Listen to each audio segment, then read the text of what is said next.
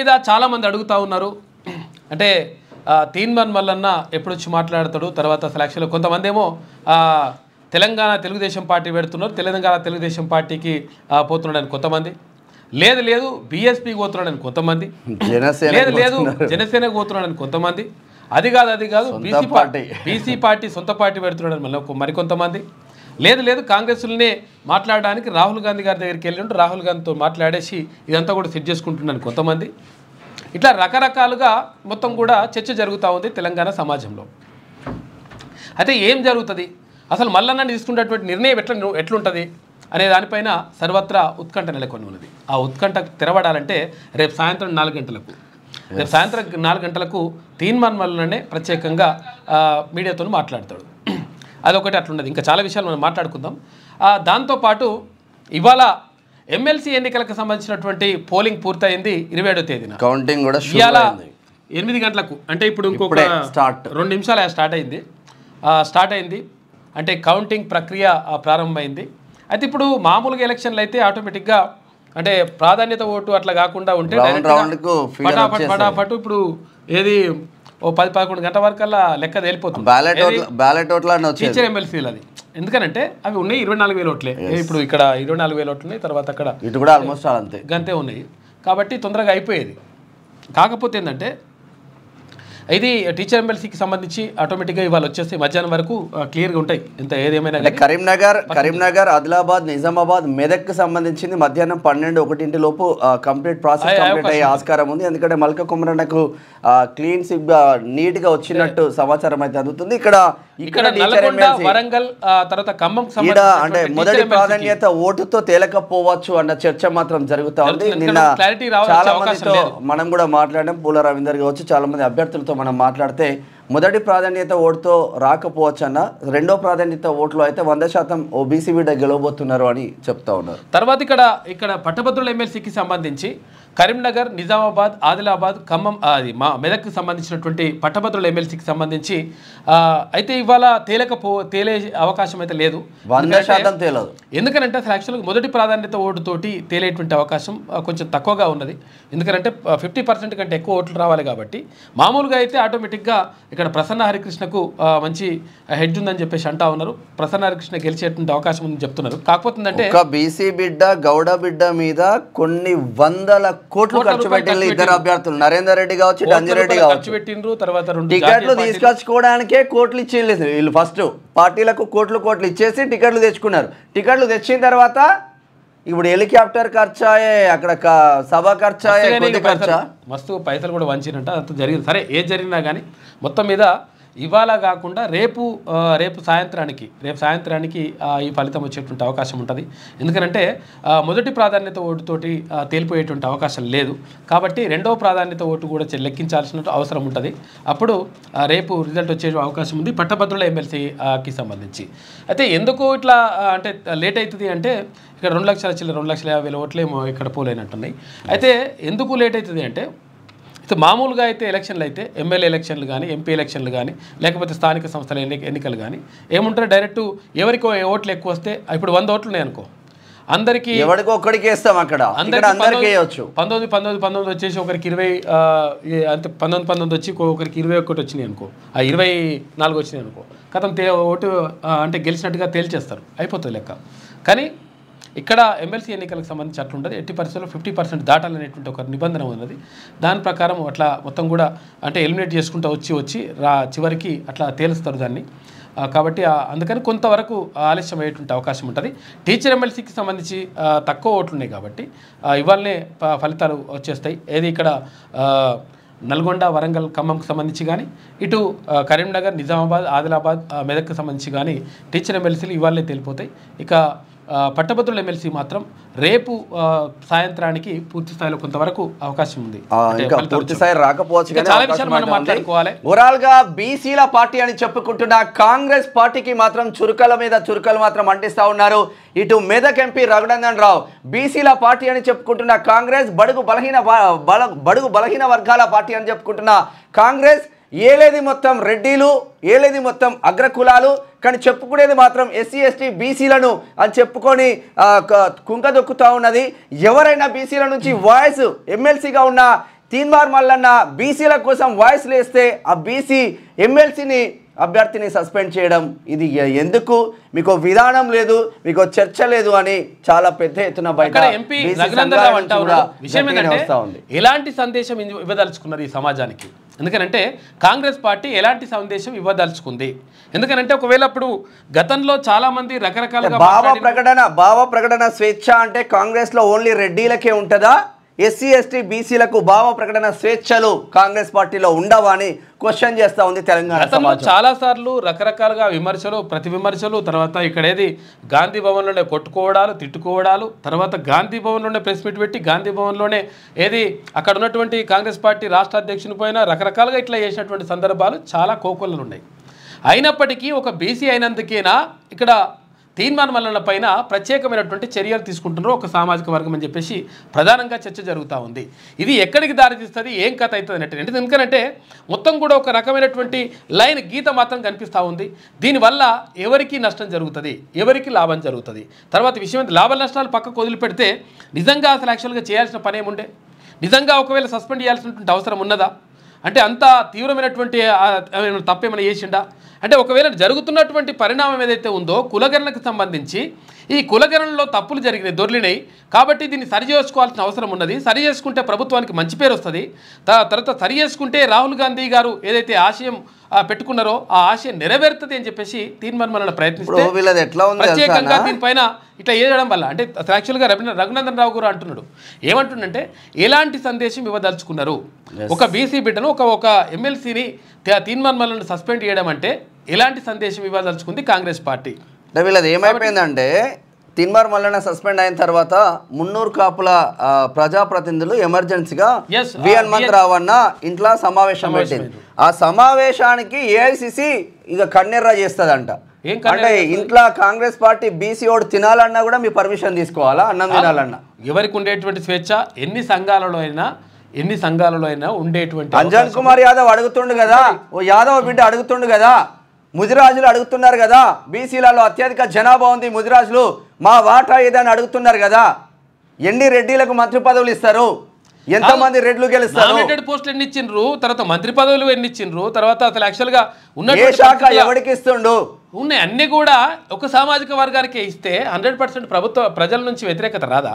ఇది ప్రజాపాలన అనేది ఎవరి లాభం జరుగుతుంది? చూద్దాం, మనం అన్ని విషయాలు మాట్లాడు. 100% తెలంగాణ రాష్ట్రంలో అయితే 100% ఇది కాంగ్రెస్ పార్టీ కాదు, రెడ్డి కాంగ్రెస్ అని పెట్టుకోవాల్సిందే అన్న చర్చ మాత్రం జరుగుతుంది.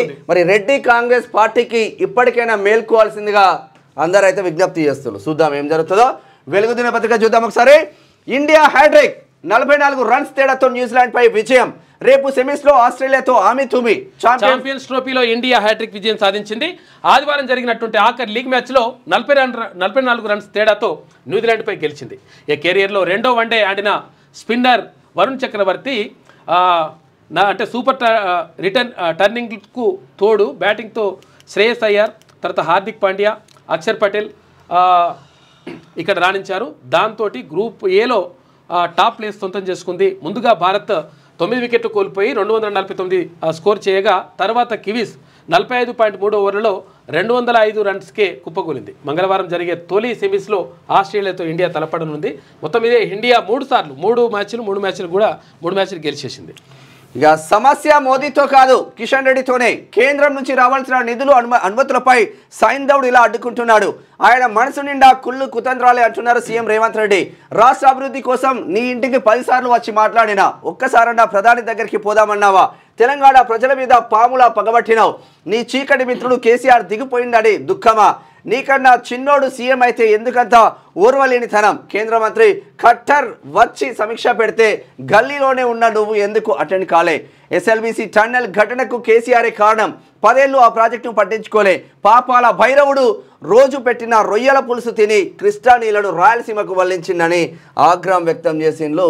మరి రోజు కిషన్ రెడ్డినే రేవంత్ రెడ్డి తిడుతున్నారంటే ఏమైనా లోపాయికార ఒప్పందాలు ఏమైనా ఉన్నాయా? ప్రత్యేకంగా స్పెషల్గా కిషన్ రెడ్డి పైన ఫోకస్ పెట్టేసిండ్రు. అంటే ఒక రకంగా విషయం ఏంటంటే ఇప్పుడు ఇట్లా 2 ఉంటాయి విషయాలు.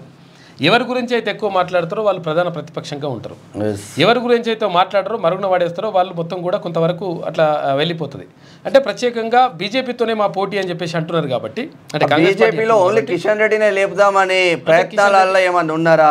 మరి బీసీ బిడ్డలు బండి సంజయ్ కావచ్చు, ఆడ వెలమ బిడ్డ రఘునందన్ రావు కావచ్చు, ఇక్కడ ముదిరాజ్ బిడ్డ ఈటల రాజేందర్ కావచ్చు, వీళ్ళందరూ పైకి ఎదుగుతూ ఉంటే వీళ్ళందరినీ తొక్కి ఓన్లీ మళ్ళీ కిషన్ రెడ్డినే పై స్థాయిలో పెడదామని ఏమన్నా కుమ్మక్కు రాజకీయాలలో భాగం అనిపిస్తుంది మాకైతే ఇది. అయితే విషయం ఏంటంటే అసలు యాక్చువల్గా భారతీయ నిజంగా కూడా ఇప్పుడు బీఆర్ఎస్ పని నిజంగా కూడా అయిపోయింది.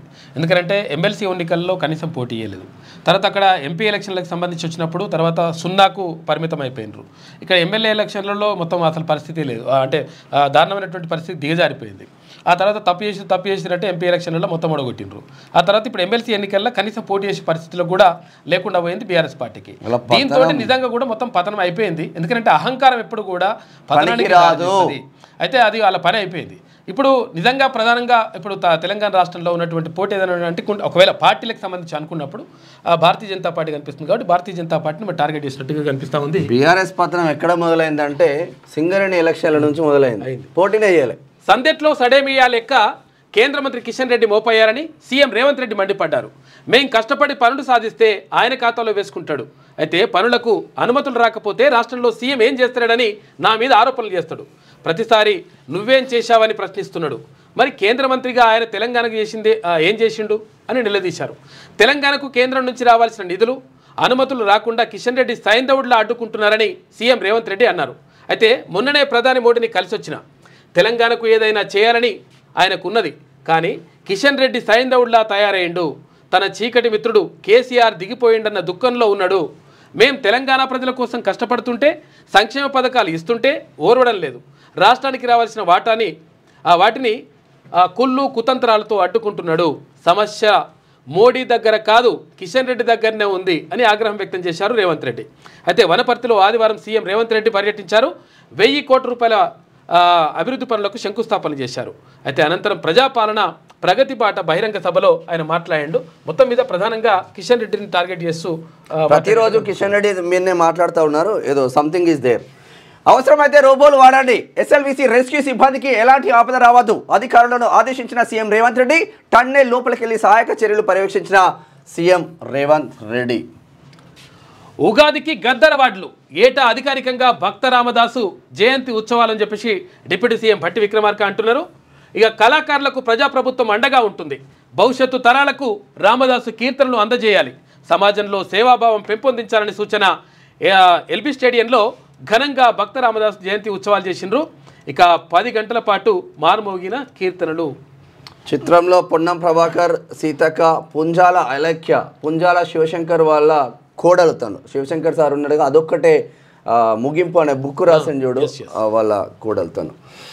కళలను కళాకారులను చిత్తశుద్ధితో ప్రోత్సహిస్తున్న ప్రజా ప్రభుత్వం తమదని ఇకపై ఏటా భక్త రామదాసు జయంతి ఉత్సవాలను అధికారికంగా నిర్వహించాలని డిప్యూటీ సీఎం భట్టి విక్రమార్క ప్రకటించారు. గద్దర్ ఫిలిం అవార్డులను ఏటా ఉగాదికి అందజేయాలని ప్రభుత్వం నిర్ణయించిందని వెల్లడించారు. కళారంగ అభివృద్ధికి సీఎం రేవంత్ రెడ్డి ప్రత్యేక శ్రద్ధ చూపిస్తున్నారని ఆయన తెలిపారు.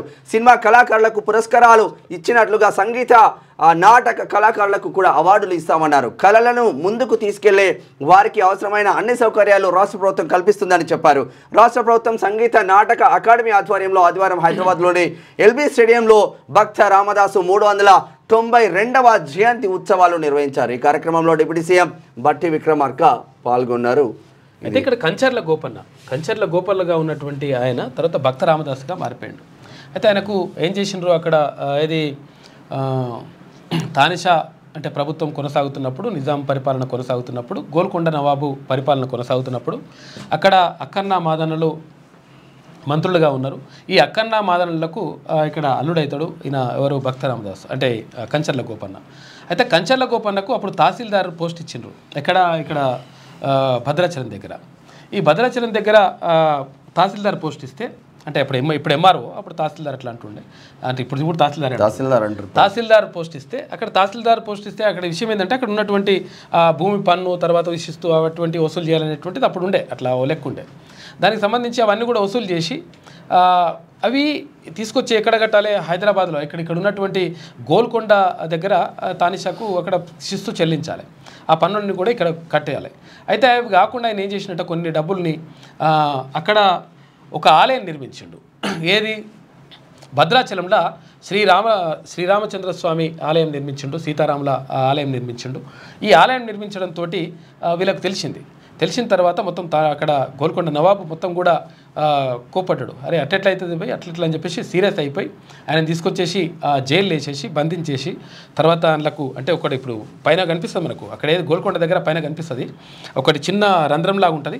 ఆ రంధ్రం నుంచి ఇంత భోజనం ఇన్ని వాటర్ అట్లా రకరకాలుగా అక్కడ కూడా లోపల ఉన్నప్పుడు కూడా అంటే భక్త రామదాసు అంటే కంచర్ల గోపన్న భక్త రామదాసుగా మారిండు. అప్పుడు ఆ కీర్తనలు వాడి తర్వాత అక్కడ ఉన్నటువంటి ఏదైతే గుట్టలు ఆ గోడలకు ఇప్పుడు హనుమంతుని బొమ్మ, తర్వాత ఇక్కడ రాముని బొమ్మ, లక్ష్మణుని బొమ్మ, తర్వాత సీతా బొమ్మ వీళ్ళందరికీ కూడా బొమ్మలు చెక్కడంతో పాటు అనేక రకమైనటువంటి సంకీర్తనలు రాసి అంటే అది సీతమ్మకు ఏ ఇస్తే చింతాకు పథకంబు రామచంద్ర అని చెప్పేసి ఇట్లా ఎన్ని వేసినా కానీ నాకు ఇట్లా ఎందుకు కష్టాలు పెట్టినామని చెప్పేసి అనుకుంటాడు అనమాట. ఆ తర్వాత అంటే యాక్చువల్గా చరిత్రలో చెప్తున్నటువంటి ప్రకారం ఏమైతుందంటే అక్కడ రాముడు లక్ష్మణుడు ఇద్దరు లక్ష్మణుగా ఇద్దరు వచ్చేసిన తర్వాత తానేశని కలిసిన తర్వాత ఎవరైతే ఇప్పుడు భక్త రామదాసు అక్కడ నిర్మాణానికి ఏవైతే డబ్బులు నాణ్యాలు వాడిండో అటువంటి బంగారు నాణ్యాలన్నీ కూడా తీసుకొచ్చేసి ఏది తానేషాకి ఇచ్చిన తర్వాత ఆయన మీద ఉన్నటువంటి కేసు కొట్టేసిండ్రు అనేటువంటి ఉంది. కళలో కనిపిస్తాడంట రాముడు లక్ష్మణుడు ఇద్దరు కనిపించి తానేషాకి కనిపించి అరే అట్లేం లేదు ఆయన తప్పేం చేయలేదు కాబట్టి మేము ఇట్లా ఇస్తున్నామని చెప్పిండంట. దాంతో భక్త రామదాసుగా తర్వాత ప్రసిద్ధిగాంచిండు కంచర్ల గోపన్న. అయితే ఆయన భక్తికి మెచ్చి తర్వాత ఆయన నిర్మాణం అంటే ఇక్కడ భద్రాచలంలో నిర్మించినటువంటి ఆ గుడికి సంబంధించి రాముడు లక్ష్మణుడు ఇద్దరు వచ్చేసి తానేషాకు డబ్బులు ఇచ్చినట్టుగా తానేషాకు ఆ నాణ్యాలు చెల్లించినట్టుగా ఒక చరిత్ర మాత్రం చెప్తా ఉంది. ఏదేమైనప్పటికీ ఆయన భక్త రామదాసు కీర్తనలు అద్భుతంగా ఉంటాయి. దానికి సంబంధించి అధికారికంగా వేయాలని చెప్పేసి భావిస్తూ ఉంది ప్రభుత్వం. చంద్రుడిపై దిగిన రెండో ప్రైవేట్ ల్యాండర్ అమెరికాకు చెందిన firefly aerospace private agency blue ghost అనే ల్యాండర్ను చంద్రుడిపై సేఫ్గా దించింది. చంద్రుడిపై కూలిపోకుండా స్పేస్ షిప్ను ల్యాండ్ చేసిన రెండో ప్రైవేట్ స్పేస్ ఏజెన్సీగా రికార్డు. చంద్రుడి పైన కూడా మనం ఇదివరకు మనం దించినాం కదా, ఇప్పుడు రెండో ప్రైవేట్ అంటే ఇది రెండోది దించింది. ఇక్కడ సెబీ మాజీ చీఫ్ మాధవిపై ఎఫ్ఐఆర్. ఇక రెగ్యులేషన్స్ ఉల్లంఘన, స్టాక్ మార్కెట్ ఫ్రాడ్కు పాల్పడ్డారనే ఆరోపణలపై సెబీ మాజీ చైర్పర్సన్ మాధవిపురిపై కేసు నమోదైంది. ఇక ఏసీబీ కోర్టు ఆదేశాల మేరకు ఆమెతో పాటు 5 ఆఫీసర్లపైన ఏసీబీ దర్యాప్తు ప్రారంభించిందంట. మొత్తం మీద అసలు యాక్చువల్గా ఈమెకు సంబంధించి పార్లమెంట్లో కూడా చర్చ జరిగింది. మొత్తం కూడా విపక్షాలన్నీ కూడా పట్టుబట్టినాయి. ఏంది ఇక్కడ సెబీ చైర్పర్సన్గా ఉన్నటువంటి మాధవి మొత్తం కూడా అక్రమాలకు పాల్పడ్డది. తర్వాత ఇక్కడ స్టాక్ మార్కెట్ అన్ని అవకతవకలకు పాల్పడ్డది. తర్వాత రకరకాలుగా అవే కాకుండా రెగ్యులేషన్స్ అన్నిటిని కూడా ఉల్లంఘించేసి మొత్తం మోసం చేసింది, నాశనం చేసింది అనేటువంటి ఆరోపణలు అక్కడ ప్రతిపక్షాలు చేసినప్పుడు కనీసం అప్పుడు ప్రభుత్వం పట్టించుకోలేదు. అయితే ఇప్పుడు మొత్తం మీద దర్యాప్తు అయితే జరుగుతూ ఉంది. ఈ దర్యాప్తు జరుగుతున్నటువంటి నేపథ్యంలో ఆ పైన ఎఫ్ఐఆర్ కూడా నమోదు చేయాలని చెప్పేసి అక్కడ ఉన్నటువంటి ముంబై కోర్టు చెప్తే ఇప్పుడు పైన ఎఫ్ఐఆర్ నమోదు. రైల్వే స్టేషన్లో మహిళా సంఘాల స్టాల్స్. రాష్ట్రంలోని 50 రైల్వే స్టేషన్లలో మహిళా స్వయం సహాయక బృందాల స్టాళ్లు ఏర్పాటు చేయాలని ప్రభుత్వం నిర్ణయించింది. వాటిలో తెలంగాణ రుచులు ఉత్పత్తులు ఉంచనున్నారు. మొదటి విడతలో 14 స్టాళ్లకు రైల్వే శాఖ ఓకే చెప్పింది. సెక్రటేరియట్లకి ఇట్లా ఉన్నది ఇప్పటికే. ఇక కృష్ణా నీటి వాటాలపై కేంద్రం వద్దే తేల్చుకుందాం. ఇవాళ కేంద్ర జలశక్తి మంత్రితో సీఎం రేవంత్ రెడ్డి తర్వాత ఉత్తమ్ కుమార్ రెడ్డి భేటీ అవుతారు. సమ్మక్క సాగర్, ఎన్ఓసి, సీతారామ సాగర్ అనుమతులపైన చర్చ జరుగుతుంది. ఇక ప్రధాని నరేంద్ర మోడీని కూడా కలిసే ఛాన్స్ ఉందంట. కృష్ణా నీటి వాటాలపైన కృష్ణా నీటికి చూసిండ్రు కదా, కృష్ణా జలాలకు సంబంధించి అప్పుడు మొత్తం కూడా వివాదం కొనసాగుతూ ఉంది. అంటే నీటి వాటాలు ఇప్పటికి కూడా తేలలేదు. 75 సంవత్సరాలైనా కానీ తెలంగాణ నీళ్ళు ఎంతనో తర్వాత ఆంధ్రగోయ నీళ్ళు ఎంతనో తేల్చుకోలేదు. అయితే ఇక కేసీఆర్ ఏమో ఆయన అదే మన రాజకీయ పథకం పెట్టొచ్చిండు, అది వేరే పరిజ్ఞాన రాజకీయ నాయకుల కథ. కొత్తగూడెంలోని ఎయిర్పోర్ట్ సాధ్యాసాధ్యాలపై స్టడీ కొనసాగుతున్నది అంటున్నారు కేంద్ర మంత్రి రామ్మోహన్ నాయుడు. వరంగల్ ఎయిర్పోర్ట్ 2.5 ఏళ్లలో పూర్తి చేస్తాం. ఈ ఎయిర్పోర్ట్కు గతంలో కేసీఆర్ సర్కార్ సహకరించలే. ఏప్రిల్లో Hyderabad to Srisailam sea plane ప్రారంభిస్తామని వెల్లడించారు. అయితే విషయం ఏంటంటే ఈ విషయం పైన కూడా చర్చ జరుగుతూ ఉంది. అంటే కేంద్ర మంత్రి కిషన్ రెడ్డి అసలు యాక్చువల్గా వరంగల్లో ఏర్పాటు చేయాలని చెప్పేసి మేమే ప్రధానాన్ని కలిసినాం, తర్వాత కేంద్ర ప్రభుత్వాన్ని కలిసినాం, ఇక్కడ రామ్మోహన్ నాయుడు వీళ్ళందరూ కూడా కలిసిన తర్వాత వాళ్ళు ఓకే అన్నారు. ఓకే అని చెప్పిన తర్వాత అప్పుడు మంది పెండ్లీల కాడ మంగళారతి లెక్క కిషన్ రెడ్డి గారు వచ్చేసిండ్రు. కిషన్ రెడ్డి గారు వచ్చేసి నేనే తెచ్చిన అని చెప్పినట్టుగా చేస్తూ ఉన్నాడు అని చెప్పేసి అక్కడ రేవంత్ రెడ్డి గారు ఆరోపిస్తున్నారు.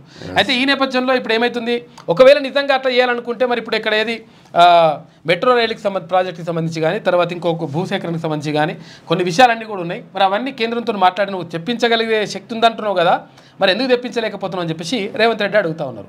దీనికి సంబంధించి రేవంత్ రెడ్డి ఈయన తిడతాడు, ఈయన రేవంత్ రెడ్డిని తిడతాడు. ఈ మధ్యలో ఎవరి ఉండదు చూడు ఫోటో నడుస్తుంది. తెలంగాణలో వరంగల్తో పాటు భద్రాద్రి కొత్తగూడెంలోనూ ఎయిర్పోర్ట్ నిర్మించేందుకు కేంద్ర ప్రభుత్వం ప్లాన్ చేస్తోందని పౌర విమానయాన శాఖ మంత్రి రామ్మోహన్ నాయుడు తెలిపారు. ఆదివారం హైదరాబాద్ కవాడిగూడ CGO టవర్స్లో కేంద్ర మంత్రి కిషన్ రెడ్డి ఎమ్మెల్యే పైడి రాకేష్ రెడ్డితో కలిసి 2025-26 కేంద్ర బడ్జెట్కు సంబంధించిన మ్యాగజైన్ రిలీజ్ చేసిన సందర్భంగా ఆయన మాట్లాడారు. ఇక కొత్తగూడెంలో తొలుత తమకు చూపించిన స్థలంలో కొండలు గుట్టలు వల్ల ఎయిర్పోర్ట్ నిర్మాణానికి అనువుగా లేదని టెక్నికల్ కమిటీ నివేదిక ఇచ్చిందని చెప్పిండు. కాబట్టి ఇప్పుడు ఒకవేళ అది క్లియర్ అంటే మంచి ప్లేస్ను చూపిస్తే 100% కొత్తగూడెంలో కూడా ఒక ఎయిర్పోర్ట్ నిర్మించడానికి ఓకే అని చెప్తా ఉన్నాడు కేంద్ర విమానయాన శాఖ మంత్రి రామ్మోహన్ నాయుడు. ఎందుకంటే ఆయన ఏపీ అతను కాబట్టి కొంతవరకు అంటే సపోర్ట్ చేసేటువంటి అవకాశం మాత్రం ఉంటుంది. ఇక ఓపీ ఛార్జీల ధడ ప్రైవేట్ హాస్పిటల్లో అడ్డగోలుగా వసూలు. ఏ ఆసుపత్రికి వెళ్ళినా 500కు తక్కువ లేదు. కార్పొరేట్లోనైతే 1000కి పైనే.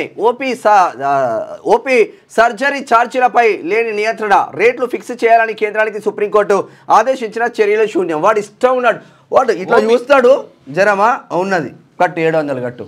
ఓపీ అంటే ఓపెన్ పేషెంట్ అంటే ఇప్పుడు పోయి చూయించుకొని వస్తాం కదా మనం హాస్పిటల్లో చూయించుకోవడానికి డాక్టర్ దగ్గరికి పోతే 500 నుంచి 1000 రూపాయలు వసూలు చేస్తుంది. ఏమైందంటే అసలు వసూలు చేయడానికి కూడా ఒక కారణం కూడా ఉన్నది. అంటే ఇప్పుడు అసలు యాక్చువల్గా మామూలుగా ఇప్పుడు ఆర్ఎంపీలు అది వేరు, కానీ ఇప్పుడు MBBS తర్వాత MS ఇవన్నీ కూడా చదవాలనుకుంటే ఏమవుతుంది, ఇక్కడ చదవాలనుకుంటే కోట్ల రూపాయలు ఖర్చు పెడతారు వాళ్ళు. కోట్ల రూపాయలు ఖర్చు పెట్టినప్పుడు ఆటోమేటిక్గా వసూలు కూడా అట్లనే జరుగుతున్నాయి. దీంతో ఎవరికి దెబ్బ పడతా ఉందంటే పేదవాడికి, తర్వాత ఎవరైతే నిజంగా అంటే డబ్బు లేనటువంటి వాళ్ళు నిరుపేదలు ఎవరైతే ఉంటారో వాళ్ళకి దెబ్బ పడతారు. ఫీజుల నియంత్రణ అనేది ఉండాలి, రాష్ట్రంలో లేదు, దేశంలో లేదు. ఏ హాస్పిటల్లో ఎంత ఫీజు ఉండాలి, తర్వాత ఏం కథ ఉండాలి, ఒక లెక్క ఉండాలి. అంటే ఇప్పుడు ఈ టెస్ట్కి ఇంత ఉండాలి, ఈ టెస్ట్కి ఇంత అని. ఇప్పుడు ఏడే చేసినా గదే టెస్ట్ కదా. ఇప్పుడు ఈయనైతే అద్భుతంగా బంగారంతో టెస్ట్ అయితే ఇయ్యారు కదా, గదే మిషన్ గదే టెస్ట్. కాబట్టి అవన్నీ ఇష్టం వచ్చినట్టు పెడతా ఉంటారంట.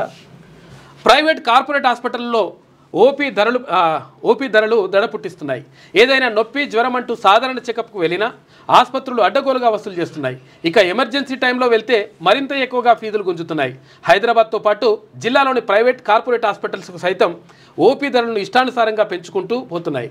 అయితే హైదరాబాద్లో ఏదైనా ప్రైవేట్ హాస్పిటల్లో స్పెషలిస్ట్ ఓపీ కావాలనుకుంటే కనీసం 500 కట్టాల్సిందే. అదే కార్పొరేట్ హాస్పిటల్ పేరున్న డాక్టర్ అయితే 1000 రూపాయల నుంచి 1500 దాకా ఉంటుంది. అది కూడా కేవలం పేషెంట్ను 2 నిమిషాల్లో చూసేసి బ్లడ్ టెస్టులు ఇతర ల్యాబ్ టెస్టులు రాసి పంపేయడానికి జస్ట్ ఇట్లా చూసి చేయబట్టుకున్నందుకే అట్లా ఉంటుందంట లెక్క. ఒక్క విజిట్తో 5000 నుంచి 10,000 ఖతం. సాధారణ చెకప్ల కోసమని ప్రైవేట్ కార్పొరేట్ హాస్పిటల్కి వెళ్తే ఒక్క విజిట్లోనే కనీసం 5000 ఖర్చు అవుతున్నది. హైదరాబాద్లో ఉన్న వివిధ ప్రైవేట్ హాస్పిటల్స్కి ఓపీకి వెళ్ళిన 10 మందితో వెలుగు మాట్లాడగా వారికి ఒక్క విజిట్తోనే ఓపీతో కలిసి 5000 నుంచి 10,000 ఖర్చు అవుతుందని పేర్కొన్నారు.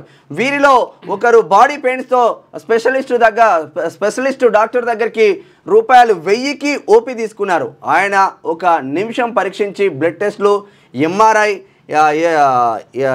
EMG టెస్టులు రాశారు. వీటికే దాదాపు 8000 ఖర్చు అయింది. ఇక మెడిసిన్ అదనం 10,000 ఫట్. ఇష్టం వచ్చినట్టుగా పుట్టిన చిన్న విషయాలకు ఇక ఇవాళ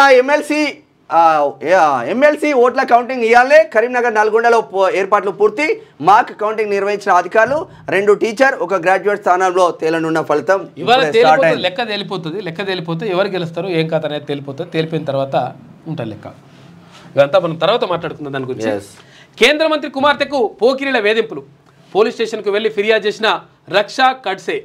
ఇక సాధారణ మహిళల పరిస్థితి ఏంటని ఆందోళన. మహారాష్ట్రలో మహిళలపై నేరాలు పెరిగాయని ఫైర్ అయిండు. ఇక ఒక యువకుడిని అరెస్ట్ చేసిన పోలీసులు అని చెప్పేసి ఒక వార్త కనిపిస్తూ ఉంది. 28వ తారీఖు నాడు కేంద్ర మంత్రి బిడ్డకు బిడ్డ పైన వేధింపులకు పాల్పడ్డాడంటే ఒకడు పాల్పడితే కనీసం వాళ్ళు పోలీస్ స్టేషన్ పోయి కేంద్ర మంత్రి కుమార్తె పోయి కూర్చున్నారు, వాళ్ళు మంత్రి కూడా పోయినట, పోయి కూర్చుంటే కేంద్ర మంత్రి కుమార్తె పోయి కూర్చుంటే కనీసం 2 గంటల దాకా పోలీసులు పట్టించుకోలేదట. పట్టించుకోకుండా అది ఒకసారి ఆలోచించుకోండి, ఎందుకంటే మాకు ఇజ్జత్ పోతుంది, మళ్ళీ మీ ఇజ్జతే పోతుంది, తర్వాత మీరు కేసు పెడితే మీకే ఇబ్బంది అవుతుంది అట్లా అని చెప్పేసి పోలీసులు సలహా ఇచ్చిందంట. అటువంటి సలహాలు బంద్ చేయండి. ఎందుకంటే నిజంగా అన్యాయం జరిగినప్పుడు తర్వాత ఒకవేళ లోపల అంటే మాట్లాడండి, కానీ అది అన్యాయం జరిగినప్పుడు వానికి శిక్ష పడకుంటే వాడిని సపరేట్ వదిలేస్తే వాడు ఇంకా ఎక్కువ రెచ్చిపోయేటువంటి అవకాశం ఉంటుంది కదా. కాబట్టి దానిపైన కొంచెం కఠినంగా ఉంటే మంచిగా ఉంటుంది. అట్లా కాకుండా అట్లా చెప్పిండ్రంట. అయితే ఆమె ఏమంటుందంటే వాళ్ళేమంటుందంటే ఇప్పుడు కేంద్ర మంత్రి బిడ్డకే కనీసము ఇట్లా రక్షణ లేకుండా ఉంటే సాధారణ మహిళలు సాధారణ అమ్మాయిల సంగతి ఏందని చెప్పేసి ఆమె అడుగుతూ ఉంది. కాబట్టి మరి ఏందో కథ, ప్రభుత్వాన్ని అడుక్కోవడం ప్రజలకు అలవాటైంది. మరి ఫ్రీ ఉచిత పథకాలు ఇస్తారు కదా మీరే, బిచ్చగాళ్ల సైన్యంతో సొసైటీ బలహీన పడుతున్నది. ఎక్కడికి వెళ్ళినా బుట్టల కొద్దీ వినతి పత్రాలు ఇస్తున్నారు. మధ్యప్రదేశ్ మంత్రి ప్రహ్లాద్ పటేల్ వివాదాస్పద వ్యాఖ్యలు, బీజేపీ నేతలు దురంకారంతో మాట్లాడుతున్నారన్న కాంగ్రెస్. మరి వినతి పత్రాలు ఇవ్వకపోతే మీరు దేనికి ఉన్నారు? మీరు ఉన్నదే ఇప్పుడు వినతి పత్రాలు తీసుకొని ఏం సమస్యలు ఉన్నాయి, ఆ సమస్యలు ఎట్లా పరిష్కరిద్దాం, ఏం కథ అనే దానిపైన ఉండాలి కదా. మీరు ప్రజాప్రతినిధిగా ఎన్నుకున్నదే అందుకే. మరి అందుకు ఇప్పుడు అది కూడా ఇవ్వకపోతే ఇంకేం లాభమిగా? అడ్డం దిడ్డం ఇస్తున్నారు. ఇటు కాంగ్రెస్ ఇస్తుంది, అటు బీజేపీ ఇస్తుంది. ఢిల్లీలో ఏమి ప్రతి మహిళకు 2500 బీజేపీ ఇస్తా అన్నది. ఈడ అమలైంది కాంగ్రెస్, ఇక ఆడ అమలవుతుంది బీజేపీ. ఉక్రెయిన్లో శాంతి కోసం డీల్ రూపొందిస్తాం. ఇక బ్రిటన్ ప్రధాని కీర్ స్మార్ట్మర్ ప్రకటించిండు. ఫ్రాన్స్ ఉక్రెయిన్తో కలిసి ఒప్పందం సిద్ధం చేసి ట్రంప్కు అందిస్తాం. రష్యా మళ్ళీ దాడి చేయకుండా గ్యారంటీ ఉండాలి. ఉక్రెయిన్కు యూరోప్ అండగా నిలవాలని చెప్పేసి పిలుపునిస్తూ ఉన్నారు. అయితే ఇక్కడ ఏమైందంటే అసలు యాక్చువల్గా ఇక్కడ మొన్న డొనాల్డ్ ట్రంప్ అంటే అమెరికా అధ్యక్షుడికి తర్వాత ఉక్రెయిన్ అధ్యక్షుడు కి మధ్య జెలెన్స్కీకి మధ్య ఒక వాగ్వాదం జరిగింది కదా. ఈ నేపథ్యంలో అమెరికా మరి సాయం అందిస్తుందా అనుకున్నప్పుడు అమెరికా సాయం అవసరం లేదని చెప్పేసి అనుకున్నటువంటి సందర్భంలో యూరోప్లో ఉన్నటువంటి ఫ్రాన్స్ కానీ తర్వాత ఇక్కడ బ్రిటన్ కానీ మిగతా దేశాలన్నీ కూడా మేము 100% మీకు ఉక్రెయిన్కి సహాయం అందిస్తాం, తర్వాత మేము అందరం కలిసి పనిచేద్దామని చెప్పేసి అనుకుంటున్నారంట. ఈ నేపథ్యంలో అమెరికా కొన్ని ఒంటరి చేసేటువంటి ప్రయత్నం కూడా జరుగుతూ ఉంది ఒక రకంగా, ఎందుకంటే ఆయన్నే చేసుకుంటున్నారు. సరే, ఆంధ్రజ్యోతి దినపత్రిక చూద్దాం. అభయారణ్యంలో శ్రీశైలానికి సాఫీగా ఎలివేటెడ్ కారిడార్కు కేంద్రం అనుమతి. రూపాయలు 7,700 కోట్ల అంచనా వ్యయం. బ్రాహ్మణపల్లి నుంచి దోమలపెంట వరకు 30 అడుగుల లోతులో 62 కిలోమీటర్ల నిర్మాణం పూర్తయితే 24 గంటలు రోడ్డుపై వాహన రాకపోకలకు అనుమతి. అయితే సాఫీగా వెళ్ళడానికి ఎలివేటెడ్ కారిడార్ నిర్మిద్దామని చెప్పేసి అనుకుంటున్నారంట. ఇది నిజంగా ఒక మంచి పరిణామం, అది నిజంగా జరుగుతుంది. ఎందుకంటే అసలు యాక్చువల్గా ఇప్పుడు అంటే చాలామందికి అంటే కొంతమందికి అక్కడ శ్రీశైలం వెళ్ళే వాళ్ళకి తెలుస్తుంది, వెళ్ళిన వాళ్ళకు. కాకపోతే చాలామంది కొంతమందికి తెలియదు. రాత్రిపూట అక్కడ శ్రీశైలం అడవిల్లో ప్రయాణించడానికి కూడా అవకాశం ఇవ్వరు. ఎందుకనంటే అక్కడ పులులు సింహాలు తర్వాత ఇక్కడ క్రూరమైనటువంటి మృగాలు తిరుగుతాయి కాబట్టి అక్కడ అభయారణ్యం ఉంటుంది కాబట్టి వాటి ద్వారా ప్రమాదం ఉండేటువంటి అవకాశం ఉంటుంది. కాబట్టి ఇప్పుడు తిరగడానికి 24 గంటలు తిరగడానికి అవకాశం లేదు. రాత్రి అయిందంటే రాత్రి అయిన తర్వాత ఒక టైం ఉంటుంది. రాత్రి నుంచి ఈ టైం నుంచి తర్వాత పొద్దున ఉదయం అంటే 6 గంటల దాకా ఏమో మొత్తం కూడా అక్కడ రాకపోకలే ఉన్నాయి. దీనివల్ల ఏమవుతుంది, ఒకవేళ ఏమైనా ఎవరికైనా ఇబ్బంది అయినా లేకపోతే హాస్పిటల్కి ఇట్లా వెళ్ళాలనుకుంటే ఇక అక్కడ శ్రీశైలం వెళ్ళిన వాళ్ళు ఇక్కడ రావడానికి అవకాశం లేదు. ఇక అప్పుడు కర్నూలుకో లేకపోతే ఇంకొక చోటుకో వెళ్ళాల్సిన అవసరం ఉంటుంది. కాబట్టి ఒకవేళ ఇది పూర్తి అయితే 24 గంటలు కూడా ప్రయాణించడానికి అవకాశం ఉంటుందంట. అదొక మంచి పరిణామం. ఇది ఇట్లా ఉంటే జాబిలిపై బ్లూ గోస్ట్ చంద్రుడిపై దిగిన రెండో ప్రైవేట్ ల్యాండర్గా చరిత్ర. జనవరి 15న ప్రయోగించిన అమెరికన్ ప్రైవేట్ అంతరిక్ష పరిశోధన సంస్థ ఫైర్ ఫ్లై ఏరోస్పేస్ 15 రోజుల పాటు చంద్రుడిపై పరిశోధనలు. గురువారం దిగనున్న మరో ల్యాండర్ ఎథేనా. మరో 3 నెలల్లో జపానీస్ ల్యాండర్ కూడా ట్రాఫిక్ జామ్ చేస్తాడు. అట్లానే ఉంది. ఇక సెబీ మాజీ చీఫ్ మాధవిపురిపై ఎఫ్ఐఆర్ నమోదు చేయండి. మరో 3 సెబీ డైరెక్టర్లు తర్వాత ఎస్ఈబి ఎండి సిఇఓపై కూడా 30 రోజుల్లో కేసు నివేదిక సమర్పించాలి. ఏసీబీకి ముంబైలోని ప్రత్యేక కోర్టు ఆదేశాలు జారీ చేసిందంట. మంచి పరిణామం ఇది. ఇక కేంద్ర మంత్రి రక్షా గడ్సే కుమార్తెకు పోకిరిల వేధింపులు. అనుచితంగా ప్రవర్తిస్తూ వీడియోలు తీసిన దుండగులు. ఈ నెల 28న మహారాష్ట్రలోని సంత్ ముక్తా యాత్రలో ఘటన. ఠానాలో మంత్రి ఫిర్యాదు. 2 గంటలు కూర్చోబెట్టిన పోలీసులు. అమ్మాయి విషయం కావడంతో పునరాలోచించుకోవాలని సూచన. కేంద్ర మంత్రి కుమార్తెకే రక్షణ లేకపోతే ఎలా అని రక్షా గడ్సే ఆవేదన. పునరాలోచించుకోవాలంటారట. మరి ఏందో కేటీఆర్కు అహంకారం, కిషన్ రెడ్డికి కుళ్ళు. ఆయన కన్నా జూనియర్గా ఉన్న నేను ఎదిగానని అసూయ. రాష్ట్రానికి మంచి చేయాలని మోడీకి ఉన్నా కిషన్ రెడ్డి సైంధవుడిలా అడ్డుపడుతున్నారు. ఏదైనా వస్తే తన ఖాతాలో వేసుకుంటున్నారు. రాకపోతే రేవంత్ ఏం చేశారంటున్నారు. అయితే ఎయిర్పోర్ట్ తెచ్చింది ఆయనే అయితే మూసి త్రిబులార్ తర్వాత మెట్రోను అడ్డుకున్నది ఎవరు? కేంద్రం వద్ద ఈడీ సిబిఐ ఉన్నాయని ఎంతకాలం బెదిరిస్తారు? చావు ఓసారే వస్తుంది. కృష్ణాలో ఎక్కువ నీటిని ఏపీకిస్తూ కేసీఆర్ పెట్టిన సంతకం రాష్ట్రానికి యమపాశమైంది. అయితే ఏడాది కాకముందే దిగిపోవాలంటున్నారు. ఈ పాలమూరు బిడ్డపై పగ ఎందుకు? వనపర్తి బహిరంగ సభలో సీఎం రేవంత్ రెడ్డి మాట్లాడిండు. ఇందిరమ్మ మైనార్టీ మహిళా శక్తి రేవంత్ అన్న భరోసా పథకాలు ప్రారంభించినట. అయితే కృష్ణా జలాల అక్రమ వినియోగంపై ఏపీ మీద ఫిర్యాదుకు సిద్ధమైంది. ఇవాళ ఢిల్లీకి సీఎం జలశక్తి మంత్రితో భేటీ అయ్యే అవకాశం ఉందంట. అయితే ప్రత్యేకంగా ప్రధానంగా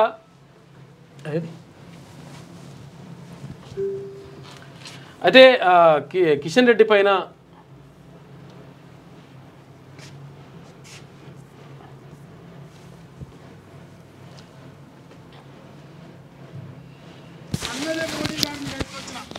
పాపం మోడీ గారు మంచిగానే ఉన్నారు, మనకి ఏదన్నా ఒకటి చేయాలని సాయంతోడి పాత్ర కిషన్ రెడ్డి పోషిస్తుంది. సమస్య అక్కడ లేదు, సమస్య ఇక్కడనే ఉంది, కుటిలం ఇక్కడనే ఉంది, కుతంత్రం ఇక్కడనే ఉంది. అందుకే ఇవాళ కిషన్ రెడ్డికి చాకిరేవు పెట్టిన. సమస్య మోడీ కాదు, సమస్య ఇవ్వాల, సమస్యలు పరిష్కరించాలని మోడీ తెలంగాణ పట్ల సానుభూతితో ఉన్న కిషన్ రెడ్డి గారు పగతో ఉన్నాడు.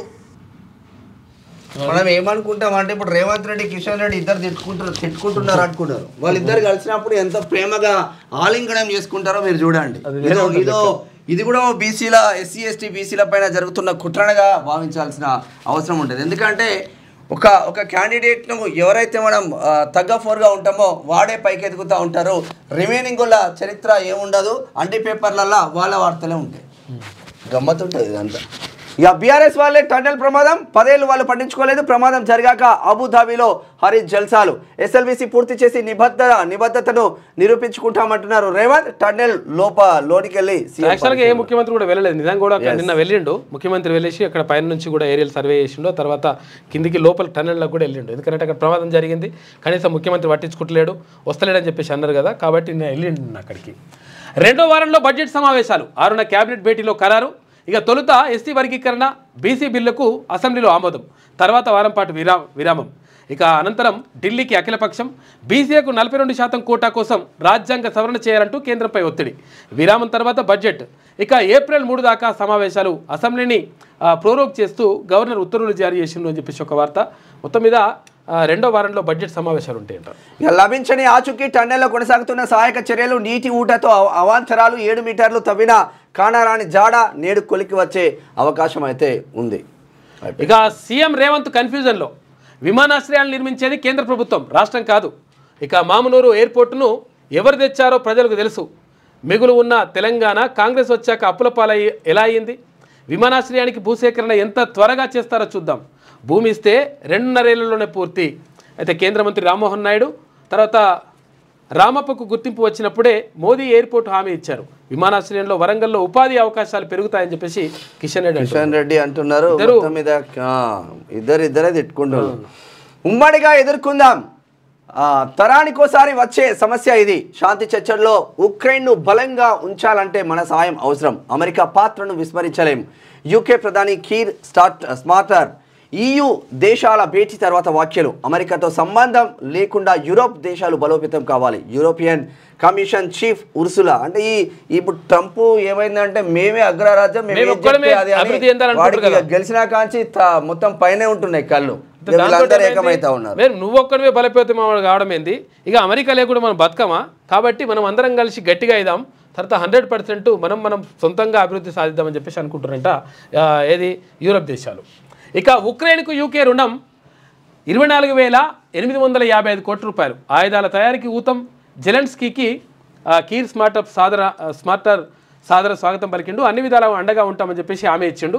అయితే వీళ్ళు ఏంటంటే యాక్చువల్గా ఇక్కడ రష్యాకు ఉక్రెయిన్కు మధ్య యుద్ధం జరుగుతూ ఉంటే రష్యానేమో ఇక్కడ పెట్టుబడి అదేది సామ్యవాద ఆర్థిక వ్యవస్థ అయితే, తర్వాత ఇక్కడ అమెరికా అయితేనేమో పెట్టుబడి ఆర్థిక వ్యవస్థ అయితే, దానికి మధ్య ఎప్పుడు కూడా యుద్ధం జరుగుతూ ఉంటుంది. అయితే ఈ నేపథ్యంలో ఇప్పుడు యూరోప్ దేశాలు కూడా ఉక్రెయిన్కి మేము సహాయం చేస్తామని అంటున్నాయి. ఇది ఇట్లా ఉంటే అక్రమ వలసలకు కళ్ళెం వేసా ఫిబ్రవరిలో 8,326 కేసులే దేశ చరిత్రలోనే అతి తక్కువ. ఇకపై ఇంగ్లీష్ అధికార భాష. అమెరికా అధ్యక్షుడు ట్రంప్ అంటున్నారు ఇంగ్లీష్కు పట్టం, వైవిధ్యానికి గొడ్డలి పెట్టంటూ నిరసనలు మాత్రం వెల్లువెత్తుతున్నాయి. ఎమ్మెల్సీ ఎన్నికల ఓట్ల లెక్కింపు ఇవాళనే ఇంకా ఉదయం 8 గంటలకు ఆల్రెడీ ప్రారంభమైంది, కౌంటింగ్ ప్రారంభమైంది. ఏమైనా వచ్చింది చూడు. ఇక పట్టభద్రుల నియోజకవర్గం ఫలితం వెల్లడికి 2 రోజులు పట్టే అవకాశం ఉందట. ఎమ్మెల్యే కోట ఎమ్మెల్సీ ఎన్నికల నోటిఫికేషన్ ఇవాళనే ఉన్నది. అయితే మొత్తం మీద ఇక్కడ ఎమ్మెల్సీ ఎన్నికల ఓట్ల లెక్కింపు ఆల్రెడీ ప్రారంభమైంది 8 గంటలకు. 8 గంటలకు ప్రారంభమైంది కానీ ఒక 12-1 గంట వరకు టైం పడుతుంది. 12-1 గంట వరకు కొంతవరకు అదే ఈ టీచర్ ఎమ్మెల్సీలకు సంబంధించి కొంతవరకు ఫలితం వచ్చేటువంటి అవకాశం ఉంటుంది.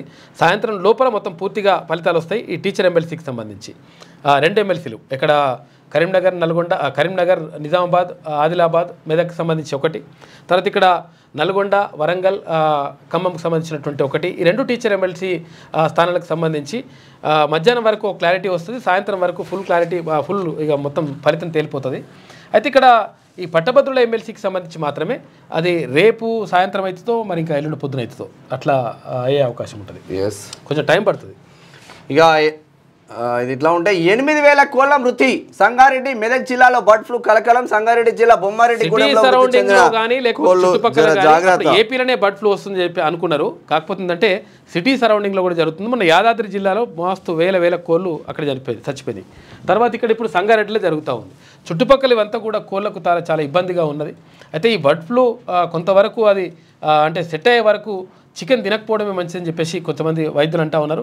లేదు అట్లా కాదు, 100 degrees కంటే కొంచెం ఎక్కువ ఉడకబెడితే తినొచ్చు అని చెప్పేసి కొంతమంది అంటున్నారు. కానీ మరి చూడండి, ఆలోచించుకొని చేయాలని. స్నానానికి కూడా పనికిరాని గంగా నీరు. బీహార్లో అనేక చోట్ల కలుషితం. అధిక స్థాయిలో కోలిఫామ్ బ్యాక్టీరియా. రాష్ట్ర ఆర్థిక సర్వే నివేదిక వెల్లడి. ఫిబ్రవరిలో 17 అవినీతి కేసులు. పట్టుబడ్డ వారిలో పోలీసులు ఎక్కువ. ఏసీబీ డీసీ విజయ్ కుమార్ వెల్లడి. నిజంగా పోలీసులను పట్టుకోవాలంటే మస్తు లంచాలు తీసుకుంటున్నారు. దొరుకుతారు ప్రతిదానికి లంచమేనా, చాలా ఈజీగా దొరుకుతారు.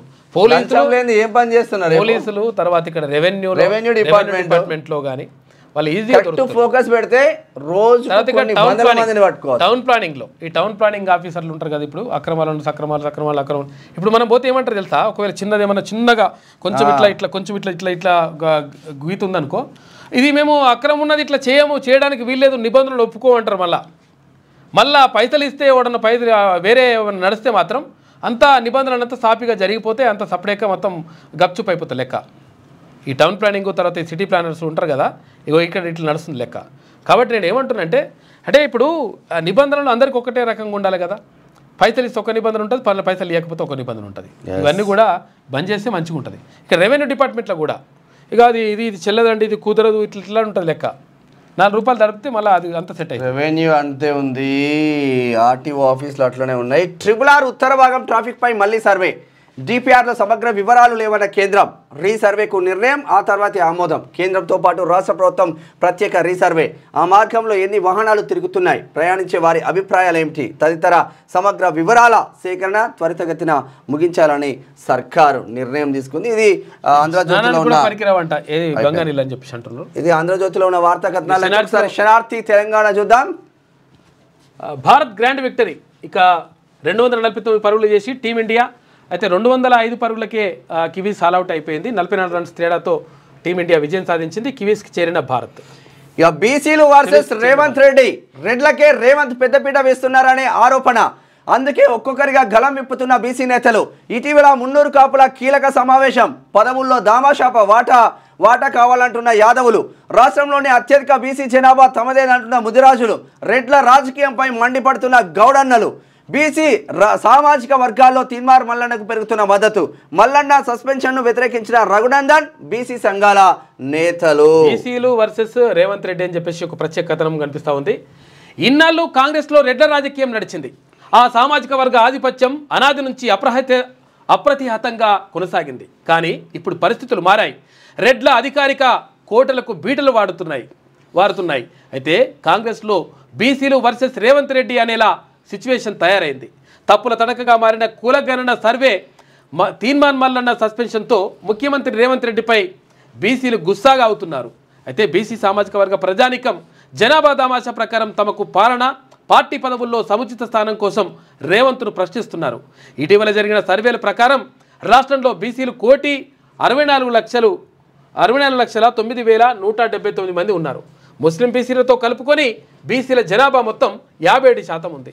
ఇందులో ముదిరాజులు, గౌడ్సు, తర్వాత మున్నూరు కాపులు, యాదవులు, పద్మశాలీలే అత్యధిక శాతం ఉన్నారు. ఇక రెడ్లు కేవలం 3 నుంచి 4% జనాభానే కలిగి ఉన్నట్లు సర్వేలు చెప్తున్నాయి.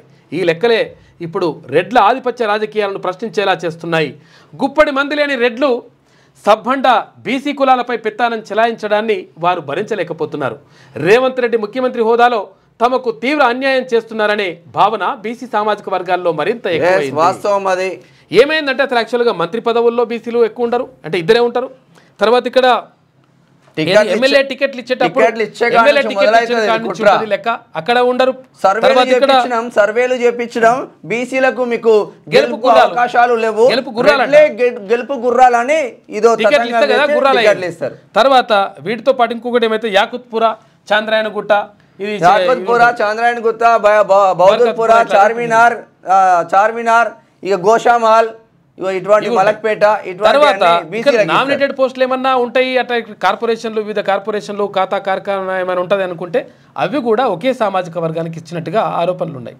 ఈ నేపథ్యంలో ఏమవుతుంది, ఎప్పుడైనా కానీ అణచివేతకు గురైనప్పుడు, ఎప్పుడైనా కానీ ఒకవేళ తీవ్రమైనటువంటి ఒత్తిడి గురి చేసినప్పుడు, ఎప్పుడైనా కానీ ఒకవేళ ఒక సామాజిక వర్గాన్ని కానీ ఒక మనిషిని కానీ మొత్తం కూడా ఇంట్లో ఒక రూమ్ లేచి కొడితే పిల్లి కూడా పూలవుతుందంట. అట్లా ఏమవుతుందంటే పూర్తిగా కావాలని చెప్పేసి ఏకఛత్రాధిపత్యంగా పరిపాలన చేస్తే 100% ప్రజల నుంచి తీవ్రమైనటువంటి వ్యతిరేకత రావడం ఖాయంగా కనిపిస్తుంది. ఇప్పుడు అదే జరుగుతుంది. ఒకసారి రఘునందన్ రావు ఏమంటున్నాడు చూద్దాం. మల్లన్న సస్పెన్షన్ సరికాదు. ఎంపీ రఘునందన్ రావు బీసీల హక్కుల కోసం మాట్లాడిన ఎమ్మెల్సీ తీన్మార్ మల్లన్నను కాంగ్రెస్ పార్టీ నుంచి సస్పెండ్ చేయడం విస్మయం కలిగిస్తుంది. ఇలాంటి నిర్ణయాలు ముఖ్యమంత్రి రేవంత్ రెడ్డి ప్రతిష్టను మరింత దిగజార్చుతాయి. ఈ రకమైన చర్యలతో సీఎం రేవంత్ రెడ్డి ప్రజలు బీసీలకు ఏం సందేశం ఇవ్వాలనుకుంటున్నారో సమాధానం చెప్తే బాగుంటుంది అని అడుగుతున్నాడు. యాక్చువల్గా ఎందుకు తీన్మార్ మల్లన్న తీవ్రమైనటువంటి నేరం చేసిండు, తీవ్రమైనటువంటిది ఏమన్నా చేసిండు ఏమన్నా? అరే కులగణన సరిగా జరగలేదు, మరి జరిగినట్టు చూపిరు ఒకసారి. ఎవరైనా రర్రి చర్చకు రర్రి, ఎంత అద్భుతమైన వ్యక్తి వస్తాడో మొత్తం మొగుల మీదకి వెళ్ళి రర్రి, ఆకాశం మీదకి వెళ్ళి. అరే ఎవరు వస్తారు? మరి జరిగింది వాస్తవం, అక్కడ అన్యాయం జరిగింది వాస్తవం, అవకతవకలు జరిగినాయి వాస్తవం, అక్కడ తప్పులు తడకగా ఉన్నది వాస్తవం, పూర్తిగా కులగణన పూర్తి కాలేనిది వాస్తవం. ప్రభుత్వ లెక్కల ప్రకారమే 3,54,000 కుటుంబాలను కలవలేదని చెప్పేసి ప్రభుత్వ లెక్కలు చెప్పినాయి. మరి ఎంతమంది మళ్ళీ తర్వాత మీరు పెడితే నమోదు చేసుకున్నారంటే 18,000 కుటుంబాలు మాత్రమే. మరి 3,36,000 కుటుంబాలు అయితే ఇంకా చేసుకోలేదు కదా.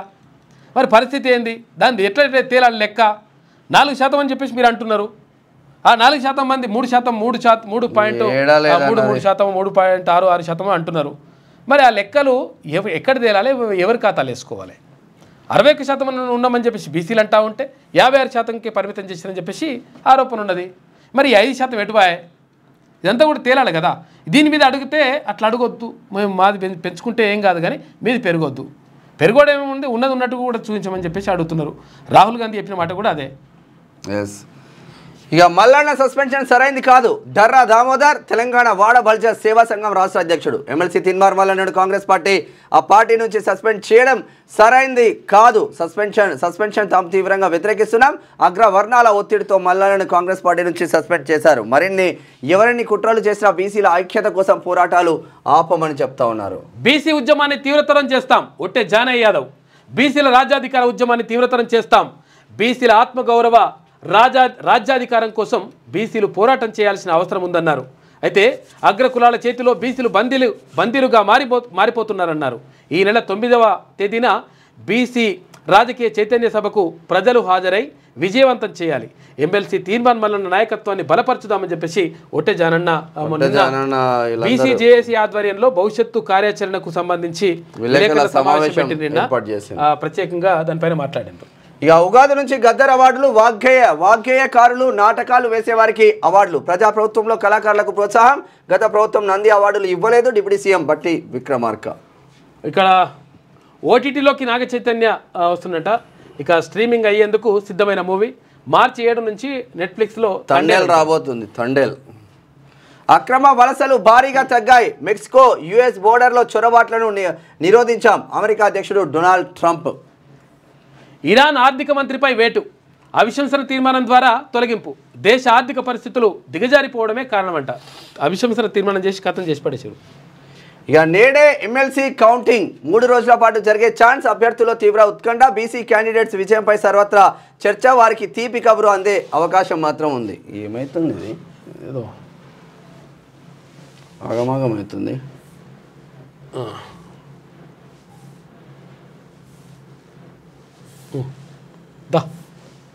ఓకే, ఏమైంది? ఇక స్థలాన్ని సేకరిస్తే పనులు ప్రారంభిస్తాం. దీర్ఘకాల డిమాండ్తోనే వరంగల్లో ఎయిర్పోర్ట్. తెలంగాణ సంస్కృతిని ప్రతిబింబించేలా నిర్మాణం. ఎయిర్పోర్టుతో రియల్ భూమ్ ఉపాధి అవకాశాలు. కొత్తగూడెం తర్వాత జక్రాన్పల్లి ప్రతిపాదనపై సర్వే చేస్తున్నాం.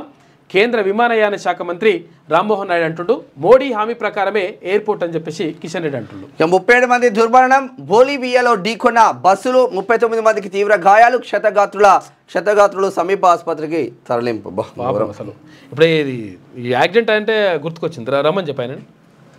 సిరిసిల్లలో కేటీఆర్ నిలదీసిన రైతులు. 10 ఏళ్లలో కనబడకపోవడంపై ఆగ్రహం.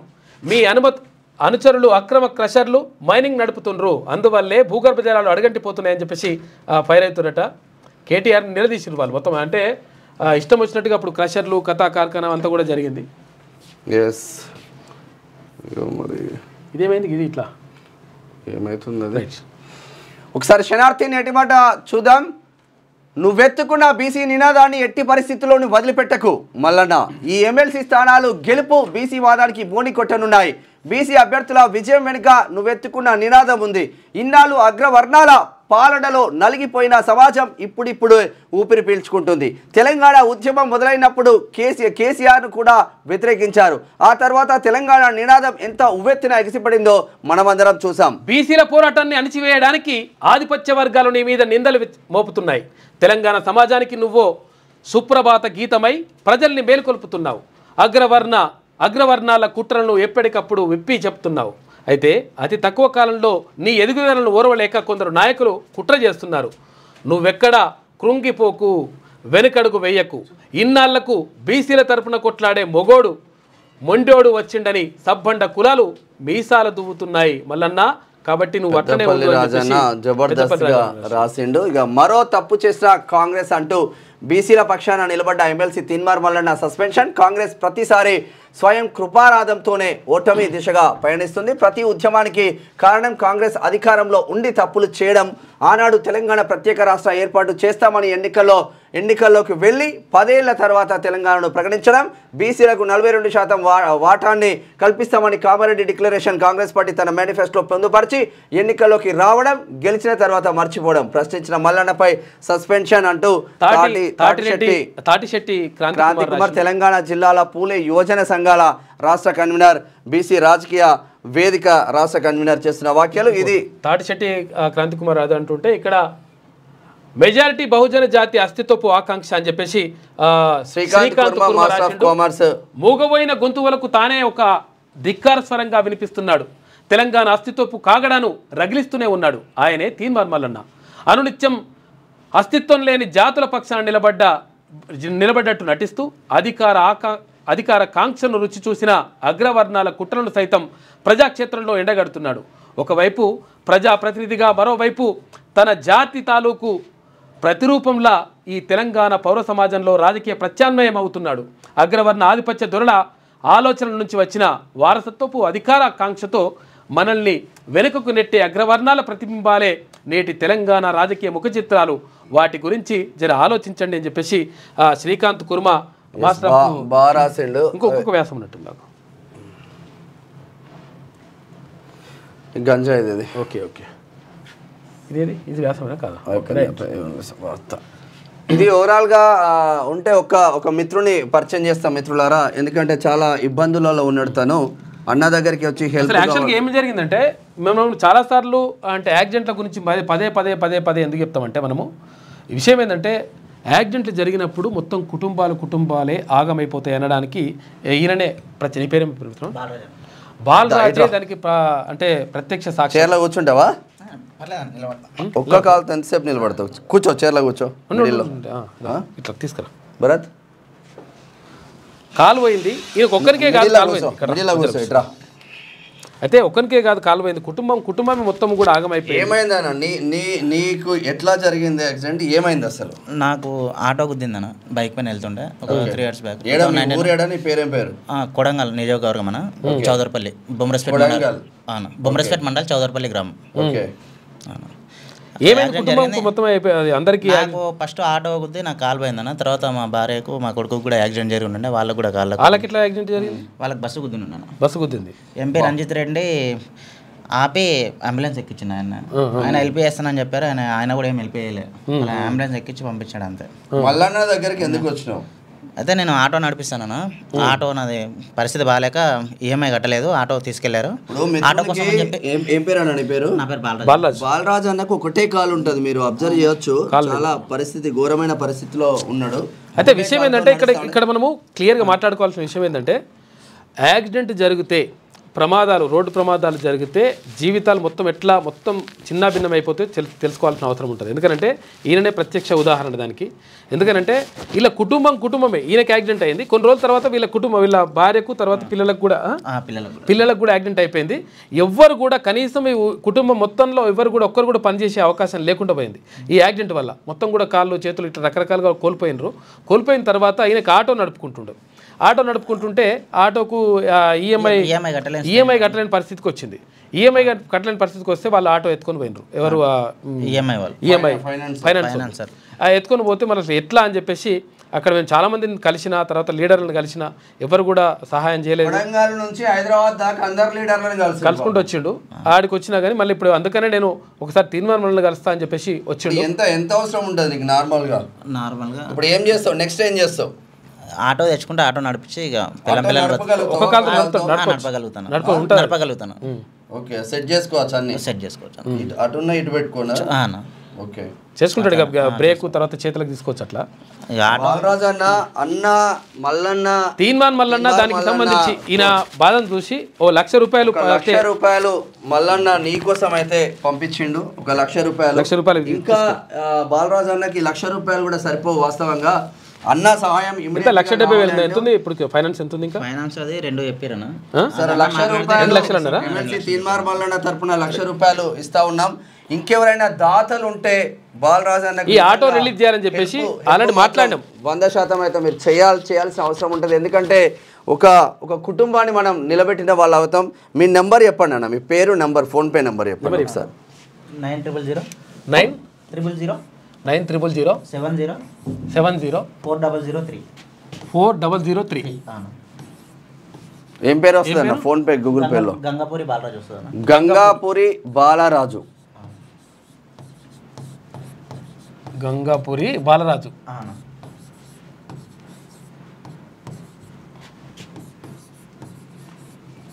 ఫోన్పే, గూగుల్ పే రెండు ఉంటాయి కదా.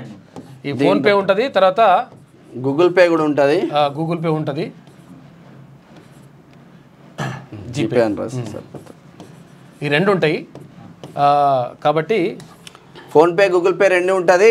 మళ్ళీ ఒకసారి నెంబర్ చెప్తా ఉన్నాం మిత్రులారా, 9000704003. గంగాపురి బాలరాజు, కొడంగల్ నియోజకవర్గ బిడ్డ. ఒక కాలు పోగొట్టుకున్నాడు. కుటుంబం మొత్తం యాక్సిడెంట్లో చాలా ఇబ్బందులు పడి ఆ ఆటో ఫైనాన్స్ కట్టలేక అనేక సతమతం అవుతూ అనేక ఇబ్బందులలో ఉంటే ఫైనాన్సర్లు ఆటో కూడా తీసుకెళ్ళిండు. ఇప్పుడు కుటుంబ భారం, పోషణ చాలా ఇబ్బందులలో ఉంది. కనీసం ఒక ఆటో కొనుక్కుంటే నా ఒక్క కాలుతోనైనా కుటుంబాన్ని పోషించుకుంటా అని బాలరాజు అన్న ఏదైతే ఆ దృక్పథం ఉందో. ఎందుకంటే మనకు కాళ్ళు చేతులు అన్నీ ఉన్నా కూడా మనం కొందరం మనకేముందిలే బిందాస్ గుందాం అన్న కాన్సెప్ట్ ఉంటుంది. కాకపోతే నిజంగా హ్యాట్సాప్ చెప్పాల్సిందే.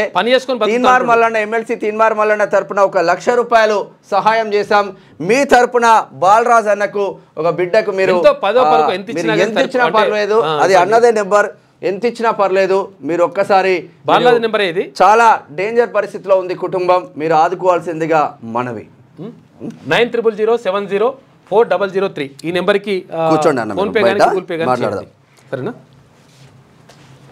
అయితే అది యాక్సిడెంట్లు అయితే అట్లుంటుంది. కుటుంబం మొత్తం ఆగమైపోయింది. ఎవ్వరు కూడా పనిచేసే పరిస్థితులు లేరు. అందరికి కూడా హాస్పిటల్ కథా కార్ఖాన ఉన్నది వ్యవస్థ అంతా కూడా. కాబట్టి హెల్ప్ చేయండి. తర్వాత ఇంకోటి ఏంటంటే అందుకనే ప్రత్యేకంగా రోడ్డు భద్రత పైన ప్రత్యేక దృష్టి పెట్టండి. ఎప్పుడు కూడా చాలా డేంజర్లకు వెళ్ళిపోతాయి. మొత్తం కుటుంబాలు మొత్తం జీవితం అంతా మారిపోతుంది. ఆనందంగా శనార్థి తెలంగాణలో ఉన్న వార్తా కథనాలు అయితే ఒకసారి పల్లవిలో ఉన్న వార్తా కథనాలు చూద్దాం. ₹5 రైతులకు విద్యుత్ కనెక్షన్. మధ్యప్రదేశ్ సీఎం మోహన్ యాదవ్ కీలక ప్రకటన. శాశ్వత విద్యుత్ కనెక్షన్ లేని రైతాంగానికి సౌకర్యం. 3 ఏళ్లలో 30 లక్షల సోలార్ ఇరిగేషన్ పంపుల్ని అందుబాటులోకి తెస్తాం. మధ్యప్రదేశ్ను సైన్స్ రంగంలో సంపన్న రాష్ట్రంగా తీర్చిదిద్దుదామని ధీమా. మనం ఏమనుకుంటామంటే ఇక ఇక్కడ ఉచిత బస్ ఇచ్చేసిండ్లు, కర్ణాటకలో అది ఇచ్చేసిండ్లు. కానీ ఓవరాల్గా మనం దేశం మీద ఏ రాష్ట్రంలో ఎటువంటి పథకాలు ఉన్నాయి, ఏ రాష్ట్ర సీఎం ప్రజల కోసం ఏం పనిచేస్తూ ఉన్నారు, ఏ రాష్ట్ర సీఎం నిజంగా అవినీతి లేకుండా పరిపాలన చేస్తూ ఉన్నారని చూస్తే మనం చాలా వెనుకబాటులో ఉన్నాం. విషయం ఏంటంటే చాలా వెనుకబాటులో ఉన్నాం. ఎప్పుడైనా ఉచితాలు ఇస్తున్నారంటే ప్రజల్ని మోసం చేస్తున్నట్టు అర్థం చేసుకోవాలి మనం. పూర్తిగా ఉచితం అంటే దాని అర్థం మోసం అన్నట్టు. ఎందుకంటే ఎవరు కట్టాలి? అవి 100% ప్రజలే కట్టాలి. కానీ ఎప్పుడు ఇవ్వాలి, ఎవరికి ఇవ్వాలి అంటే 100% నిజంగా నిస్సహాయమైనటువంటి స్థితిలో ఉంటారు. ఇప్పుడు వికలాంగులు ఉంటారు, దివ్యాంగులు ఉంటారు. దివ్యాంగులకు సంబంధించినటువంటి సహాయం చేయాల్సిన అవసరం ఉంటుంది. ఎందుకంటే వాళ్ళు సొంతంగా చేసుకోలేరు. తర్వాత ఇంకొకరికి ఇవ్వాలి. నిజంగా దారుణమైనటువంటి పరిస్థితిలో ఉన్న వాళ్ళకు ఇప్పుడు బాలరాజు ఆఫీస్కి వచ్చింది, ఆయనకు దివ్యాంగుడు, కాలు లేదు, అట్లనే పని చేసుకుంటారు. ₹1,00,000 అటువంటి వాళ్ళకు మనం కుటుంబాలను నిలబెడితే వాళ్ళు బాగుపడతారు. మన పథకాలు ఎట్లుండాలంటే, పథకాలు ఎప్పుడైనా ఏ ప్రభుత్వం అయినా కానీ పథకాలు ఎట్లుండాలంటే ఒక మనిషి తన కాళ్ళపైన తను నిలబడి తను పని చేసుకొని బతికి తర్వాత ఇంకొకరికి ఉపయోగపడేటట్టుగా ఆ పథకం రూపొందించాలి. అంటే అటువంటి పథకాలను రూపొందించి ఆయన స్వయంగా పని చేసుకొని బతికేటట్టుగా ఉండాలి. కానీ నేను ఫ్రీగా ఇస్తా తినరా అంటే మరి ఫ్రీగా ఇస్తే ఎన్ని కొండలు కూడా కరిగిపోతాయి. కాబట్టి ఫ్రీగా ఇవ్వడం అనేటువంటిది ఇప్పుడు అంటే ఏ ప్రభుత్వం అయినా కానీ ఏ పార్టీ అయినా కానీ ఏమైనా కానీ లెక్క. అయితే ఇవన్నీ కూడా ఏం చేస్తున్నాయి అంటే ప్రజల్ని మోసం చేయడమే ఒక రకంగా. ఫ్రీగా ఇస్తున్నారు అంటే ప్రజలు మోసం చేసినట్టు లెక్క. కాబట్టి మనం దాన్ని అర్థం చేసుకుంటే మంచిది. టీచర్ ఎమ్మెల్సీది అయితే కేవలం 2 రౌండ్లలో రిజల్ట్ బయటకు వచ్చేస్తుంది. గ్రాడ్యుయేట్ ఎమ్మెల్సీకి మాత్రం 12 రౌండ్లు ఉంటాయి. ఆ 12 రౌండ్లు మరి 3 రోజులు పడుతుందా 4 రోజులు పడుతుందా కూడా తెలియని పరిస్థితి అయితే ఉన్నది. కౌంటింగ్కు సర్వం సిద్ధం. ఇవాళనే ఎమ్మెల్సీ ఎన్నికల ఓట్ల లెక్కింపు ఉదయం 8 గంటలకు ప్రారంభమైపోయింది ఆల్రెడీ కౌంటింగ్ ప్రక్రియ. కౌంటింగ్ ప్రక్రియకు సుదీర్ఘ సమయం పట్టే అవకాశం. కరీంనగర్ అంబేద్కర్ స్టేడియంలో ఓట్ల లెక్కింపునకు ఏర్పాట్లు. ఇక గ్రాడ్యుయేట్ కోసం 21 టేబుళ్లు, టీచర్స్ కోసం 14 టేబుళ్లు ఏర్పాటు చేశారు. పట్టభద్రుల ఓట్ల లెక్కింపులో కీలకంగా మారనున్న 2వ ప్రాధాన్యత ఓటు. తెలుగు రాష్ట్రాల్లో తేలనున్న 6 అభ్యర్థుల భవితవ్యం అని చెప్పేసి ఒక వార్త కనిపిస్తా ఉంది. ఈ లైవ్ అయిపోయిన తర్వాత ఎమ్మెల్సీ ఎన్నికలకు సంబంధించినది లైవ్ మా ప్రతినిధులు క్యూనిస్ ప్రతినిధులు అందరూ అక్కడ నుంచి లైవ్ అప్డేట్ కరీంనగర్ నుంచి ఇక్కడ నల్గొండ నుంచి 2 దగ్గర ఉన్నారు. ఇది అయిపోయిన తర్వాత ఆ లైవ్ స్టార్ట్ అవుతుంది మిత్రులారా. ఇక రంజీ ట్రోఫీ విజేతగా విదర్భ గెలిచింది. న్యూజిలాండ్ పై భారత్ ఘన విజయం. ఇక అసెంబ్లీ సమావేశాలకు లైన్ క్లియర్. సభలను ప్రోరోగ్ చేస్తూ గవర్నర్ గెజెట్. సాంకేతికంగా తొలగిన అడ్డంకులు. వచ్చే వారంలో బడ్జెట్ సమావేశాలు జరగనున్నట్లు సమాచారం. బీసీ రిజర్వేషన్ల బిల్లు ఆమోద ముద్ర కోసం స్పెషల్ సెషన్ నిర్వహించే ఛాన్స్ ఉన్నది. మరో 20 ఏళ్ళు నేనే ముఖ్యమంత్రి అంటే ఇక రెడ్డి ముఖ్యమంత్రి ఉంటున్నాడు. ఇప్పుడు ఆయన ఏంటంటే బీసీ ముఖ్యమంత్రి అని చెప్పేసి తిరుమల వల్ల అంటే ఇప్పుడు బీసీలు పంపించేసారు కదా. పంపించేసిన తర్వాత మేమే ఉంటాం అన్నట్టు. అంతేనా? ఇప్పుడు దీని అర్థమైంది.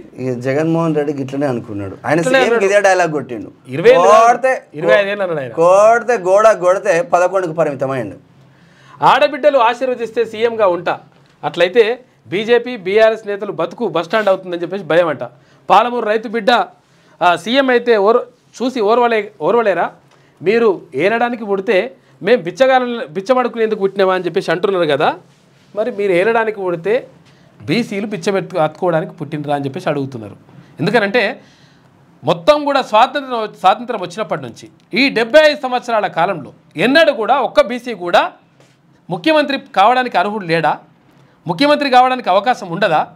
ఎందుకు ఉండదు అంటే మళ్ళీ అత్యధిక జనాభా ఎవరు ఉన్నారు అంటే బీసీలే. బీసీ ఎస్సీ ఎస్టీ మైనార్టీలు కలుపుకుంటేనే 90% మంది జనాభా. మరి 90% ఉన్నటువంటి జనాభాకు సంబంధించి ఏమో ముఖ్యమంత్రి కావద్దు. ఒక్క బీసీ కూడా ముఖ్యమంత్రి కాలేదంటే ఎంత దౌర్భాగ్యం. ఇది తెలుగు రాష్ట్రాలలో, ఇక్కడ ఆంధ్రప్రదేశ్లో కానీ ఇక్కడ తెలంగాణలో కానీ ఇప్పటి వరకు ఒక్క ముఖ్యమంత్రి కూడా బీసీ లేడు. మరి బీసీల గురించి ఎందుకు ఆలోచిస్తారు? వడ్డించుటోడు మనం ఉంటే కదా మన గురించి ఆలోచించేది. ఇక నాకంటే చిన్నోడు రాష్ట్రానికి సీఎం అయ్యడానికి కిషన్ రెడ్డికి కడుపుమంటే రాష్ట్రానికి మోదీ చేయాలనుకున్న కిషన్ రెడ్డి సైంధవుడులా అడ్డుపడుతున్నారు. ఓన్లీ కిషన్ రెడ్డి రేవంత్ రెడ్డి మధ్యలో రాయబారం నడుస్తూ ఉంది. ఇక వేరేటోళ్ళు ఎవరు ఇళ్ళకు దూర్చకూడదు వేరే బీసీలు. 7కు పెరిగిన ఉత్తరాఖండ్ మృతుల సంఖ్య అని చెప్పేసి ఇక నేడు ఢిల్లీకి CM Revanth Reddy, deputy CM Bhatti ఏది కావాలన్నా ఢిల్లీకి పోవాల్సిందే తప్పదాళ్ళు. ఇక కన్ఫ్యూజన్లో సీఎం రేవంత్ రెడ్డి ఎయిర్పోర్ట్లు నిర్మించేది ఎయిర్పోర్ట్ అథారిటీ ఆఫ్ ఇండియా, అంతేకాని రాష్ట్ర ప్రభుత్వాలు కాదు నిర్మించేది. అయితే తెలంగాణలోనూ ఎయిర్పోర్ట్లు ఏర్పాటు చేయాలని కిషన్ రెడ్డి సూచించారు. కేంద్ర మంత్రి రామ్మోహన్ నాయుడు అంటున్నారు. ఎందుకంటే ఇద్దరు ఒకటే పార్టీ కాబట్టి అనుకుంటారు వాళ్ళు. ఎస్, ఇక నీరో చక్రవర్తిలా రేవంత్ పాలన చేతకాక ప్రతిపక్షాలపై విమర్శలు. మంత్రులు మాట వినడం లేదని స్వయంగా రేవంత్ చెప్పారు. బీసీల గురించి మాట్లాడిన ఎమ్మెల్సీ తీన్మార్ మల్లన్నను సస్పెండ్ చేస్తారా? పేరుకు మాత్రం పీసీసీ అధ్యక్ష పదవి బీసీకి ఇచ్చారు. సీఎం పోస్ట్ కావాలని ముఖేష్ కుమార్ గౌడ్ హైకమాండ్ అడుగుతారా? మహేష్ కుమార్ గౌడ్ సార్, ముఖేష్ కాదు. మామునూరు ఎయిర్పోర్ట్ గురించి మాట్లాడే హక్కు కాంగ్రెస్ కి లేదు. కేటీఆర్ పై ఏసీబీ కేసు పెడితే కేంద్రానికి ఏమి సంబంధం? అరెస్టు చేయడానికి ముఖ్యమంత్రి భయపడుతున్నాడు. బీజేపీ ఎంపీ రఘునందన్ రావు సంచలన చేసింది వాస్తవం. ఆయన ఉన్నట్టు మాట్లాడతాడు. అబ్బా వెలమ బిడ్డ కాకపోతే పర్ఫెక్షన్ ఉంటుంది రఘునందన్ రావు దగ్గర, పర్ఫెక్షన్ ఉంటుంది, బరాబర్ మాట్లాడతారు ఆయన. ఇక సన్ఫ్లవర్ రైతుల కష్టాలు పట్టవా? కొనుగోలు కేంద్రాలను ఇంకెప్పుడు ప్రారంభిస్తారని చెప్పేసి ఈయన హరీష్ రావు అంటుండు. ఇక కాంగ్రెస్ సర్కార్ను వదిలిపెట్టాం, పంటలు ఎండిపోతున్నాయి, చూస్తూ ఊరుకోం, 48 గంటల్లో నీరు వదలకుంటే మంత్రి చాంబార్ ముందు ధర్నా చేస్తాం. మాజీ మంత్రి కేటీఆర్ కీలక వ్యాఖ్యలు. ఎస్ఎల్బీసీ నీటి దారి ఎక్కడిది? టన్నెల్ లోపలికి వస్తున్న నీటి జాడను కనుగొనేందుకు పరిసర ప్రాంతాల్లో సర్వే చేస్తున్నట. ఇక కుర్తిపెంట, టేకుల సర్వ ప్రాంతాల్లో గుర్తించిన అధికారులు. ఇక ప్రతి ఉగాదికి గదర్ ఫిలిం అవార్డులు. ఈ ఏడాది నుంచే ప్రధానోత్సవం. కళాకారులకు ప్రజాప్రభుత్వం గౌరవిస్తుంది. ప్రజాప్రభుత్వం అనేది ట్యాగ్ లైన్ అయినా తీసేయండి జరా. ఏడ ప్రజాప్రభుత్వంలో అన్ని కులాల వాళ్ళు ఉండాలి కదా. అట్లుండరు, అట్లుంటే ఎట్లయితే లెక్క.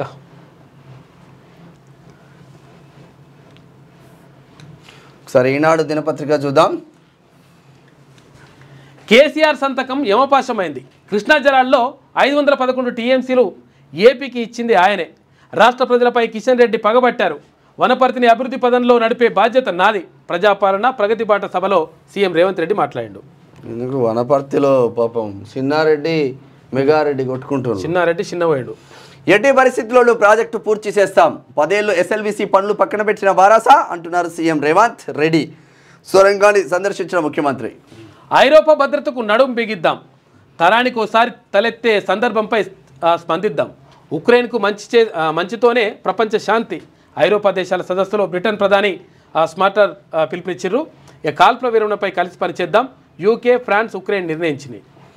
ఇది ఇట్లా ఉంటే ఇక ఏవియేషన్ హబ్గా తెలంగాణ యువతకు పెద్ద ఎత్తున ఉద్యోగాలు. ప్రధాని మోదీ చొరవతోనే వరంగల్కు విమానాశ్రయం. కేంద్ర మంత్రులు రామ్మోహన్ నాయుడు, కిషన్ రెడ్డి అంటున్నారు. ఇక జాబిల్లిపై అడుగుపెట్టిన బ్లూ గోస్ట్. ఇక సాఫీగా దిగిన తొలి ప్రైవేట్ ల్యాండర్. అమెరికా సంస్థ ఫైర్ఫ్లై ఏరోస్పేస్ ఘనత సాధించింది. ఏమేమో రాసుకొచ్చిందో ఈరోజు. ఇది చదవలేవే చాలా రోజులు అవుతుంది. శ్రీ క్రోధీనా సంవత్సరం ఉత్తరాయణం శిశిర ఋతువు పాల్గొన మాసం శుక్లపక్షం తిది చవితి సాయంత్రం 4:02 నక్షత్రం రేవతి ఉదయం 6:39 తదుపరి అశ్విని తెల్లవారుజామున 4:30 వర్షం రాత్రి 12:51 నుంచి రాత్రి 2:18 వరకు ఉంటుందంట.